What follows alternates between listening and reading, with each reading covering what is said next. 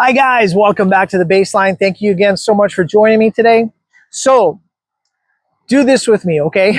Try to imagine this. The screen glows black for a second. Then, you hear the sound of a locked door, a metal click, a breath held too long, and somewhere, a truth just got arrested.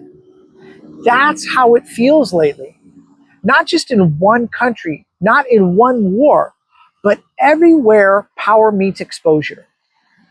It's the truth that ends up in handcuffs.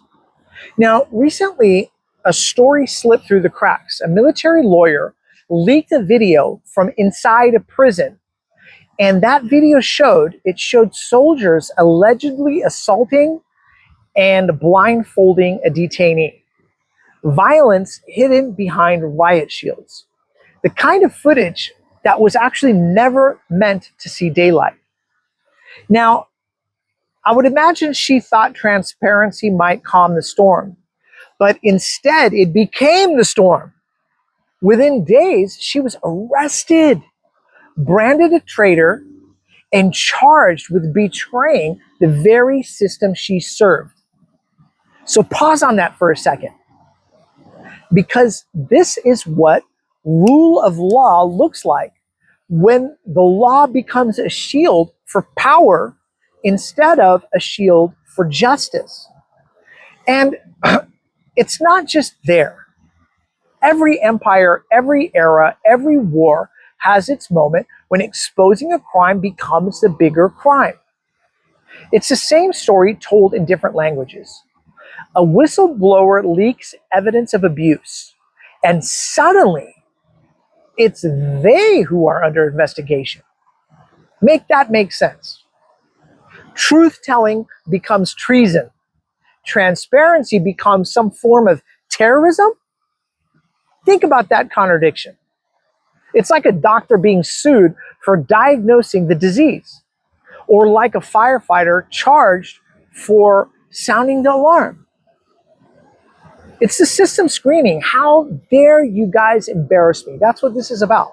How dare you embarrass me while standing over the body of its own credibility?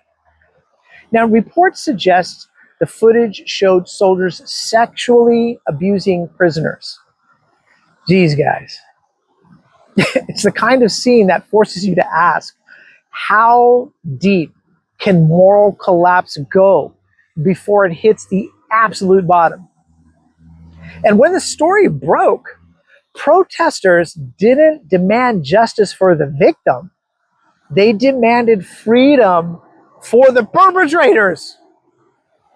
They stormed the military base to defend the rapists. Politicians called the leak an attack on Israel's image. And in that sentence, the whole truth collapsed.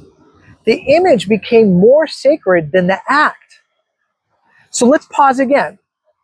The same instinct lives everywhere power feels exposed.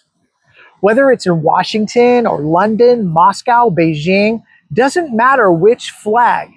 When image replaces accountability, nobody has democracy anymore. All we are left with is a PR department with an army, which is scary. And it's also scary that it's so contagious. Once the state learns to criminalize, embarrass, every citizen becomes a potential criminal.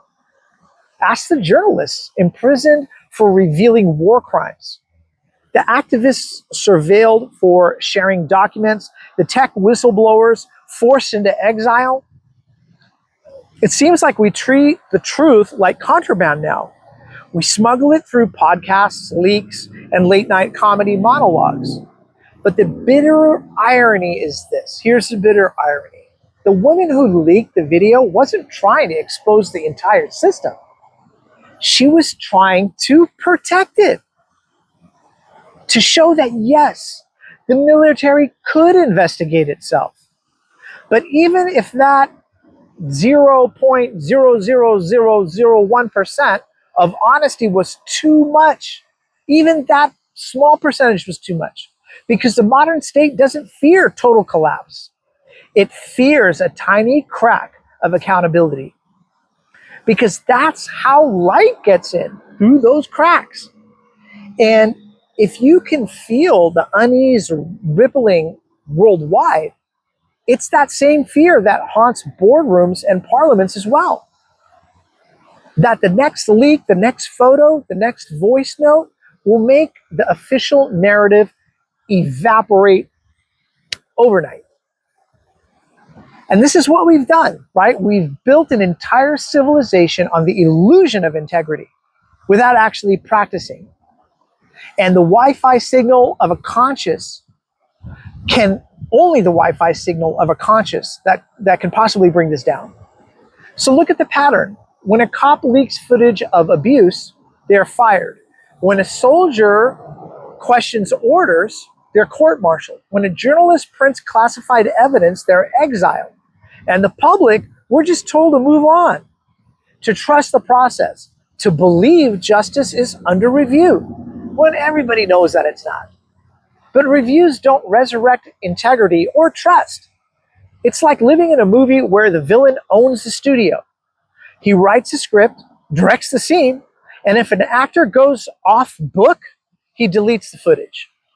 And still, truth still finds a way, which is a reassuring thing. Anything in the dark comes to the light.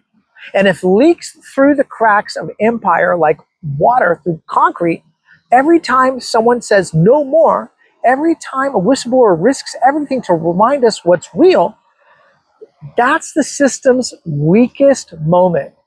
And conversely, it's humanity's strongest one. Because the real question isn't whether one country sinks deeper into moral chaos. It's whether we recognize that moral collapse isn't an accident of war. It's an actual strategy. Because if fear is cheaper than justice and propaganda, it's the most renewable energy on earth. But something is shifting. People aren't buying the official story anymore.